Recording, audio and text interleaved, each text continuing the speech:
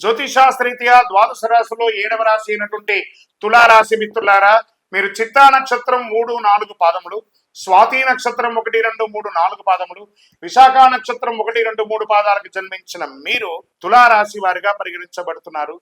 ఇక్కడ తులారాశి వారికి మళ్ళీ చెప్తున్నాను, ఏమండి తులారాశి వాళ్ళు అదృష్టవంతులు కాదేమో, ఎప్పుడు కష్టపడుతూనే ఉండాలేమో, ఇలాంటి క్వశ్చన్స్ అంతా నాకు అడుగుతున్నారు. ఎవరని చెప్పారు మీకు?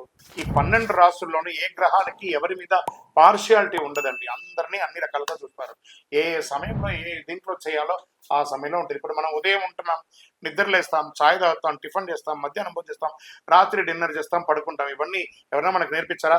ఇవన్నీ దినచర్య ఎలా జరుగుతుందో ఈ గ్రహాలు కూడా ఇలాగే చర్యలు మారుతూ వస్తుంటారు. కానీ ఒక గ్రహం మీద ప్రేమ ఎక్కువ, ఒక గ్రహం మీద తక్కువ అనేది ఆ అపోహ పక్కన తులారాశికి ఆ అపోహ ఎక్కువ ఉంది. నాకు ఈ మధ్య కాల్స్ అవే ఎక్కువ వస్తున్నాయి. వేరే వేరే వీడియోస్ చూసి డౌట్తో అడుగుతున్నారు. మీరు ఇన్ని చూడడం వల్లే మీ యొక్క మైండ్ అంతా కూడా ఖరాబ్ అవుతుంది. కాబట్టి దృష్టిలో పెట్టుకోండి. 29వ తారీఖు వరకు శుక్రుడు వృషభ రాశిలో ప్రవేశించడం, రాహు ఈ నెల మొత్తం 5వ ఇంట్లో ఉంటాడు. పంచమంలో రాహు, షష్టమంలో శని, సప్తమంలో శుక్రుడు, అష్టమంలో రవి బుధుడు, భాగ్యంలో గురుడు, దశమంలో కుజుడు, భాగ్యంలో కేతు. గోచార గ్రహస్థితులన్నింటిని బట్టి కాస్త మిశ్రమం కూడా చెప్పచ్చు ఈ నెల. ఇతరుల విషయంలో పట్టించుకోకండి.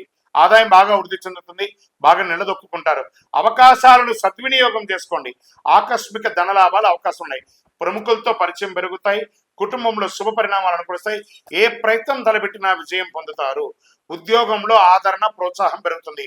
కొత్త ఉద్యోగం ప్రయత్నం చేస్తున్న వారికి అవకాశాలు ఉన్నాయి. విదేశీ ఉద్యోగం వారికి కూడా అవకాశాలు. రుణాలు చూసి చేయండి.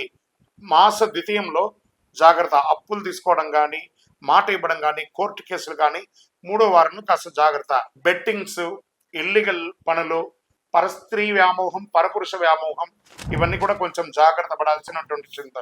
అధికారులతో బాధ్యతలుగా నిర్వర్తించేటప్పుడు ఉద్యోగంలో ఇది వచ్చి మాస ద్వితీయంలో ఉన్నటువంటిది. ఉద్యోగంలో జాగ్రత్తగా ఉండాలి.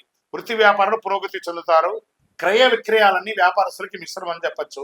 ఒక్కొక్కసారి అమ్మకాలు ఆకస్మికంగా వచ్చేస్తుంది. పార్ట్నర్షిప్ ఉంది చూసారా, వాళ్ళకి కూడా మంచిది అని కూడా చెప్పచ్చు.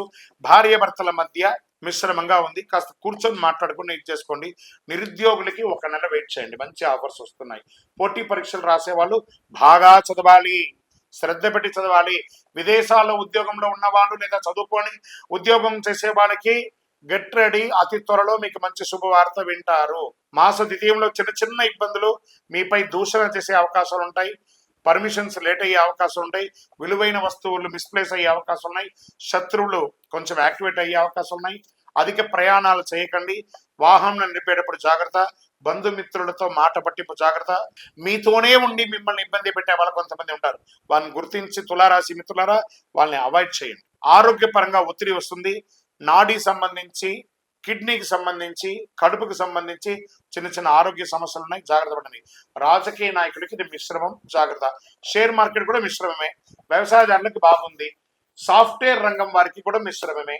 మీడియా రంగం వారికి, స్పోర్ట్స్ రంగం వారికి కాస్త బాగుందని చెప్పచ్చు. వివాహం కాని వారికి శుభ సమయం అని చెప్పచ్చు. అదృష్టం కలిగించే రోజులు ఈ నెల 2, 5, 8, 12. అదృష్ట సంఖ్యలు 1 మరియు 3. చంద్రాష్టమం 22/6/2025 11:03 నుండి మొదలు పెడితే 24వ తారీఖున 11:48 రాత్రి వరకు చంద్రాష్టమం ఉంటుంది. 2.5 రోజులు జాగ్రత్తగా ఉండండి. సంకష్టహర చతుర్థి రోజు గణపతికి గరికతో పూజ చేయండి. దుర్గా సప్తశతి పారాయణం చేయండి. మీ ఇంటి ఇలవేల్పోయినటువంటి స్వామివారి దగ్గరికి వెళ్ళి మీ యొక్క వయసు సంఖ్య ఎంత ఉందో అన్ని దీపాలు వెలిగించండి. చలివేంద్రాలు ఏర్పాటు చేయండి. అతి శక్తివంతమైనటువంటి 48 రోజులు పూజ చేసినటువంటి కరుంగాలి మాలను ధరించండి. ఆరోగ్యంగా, ఐశ్వర్యంగా, సంపన్నంగా, విజయంగా ఉండండి. ఇంకను మీ యొక్క వ్యక్తిగత జాతకం తెలుసుకోవాలనుకుంటే కింద నంబర్కి మీ యొక్క పేరు, date of birth, time of birth, place of birth WhatsApp చేయండి. విజయోస్తు.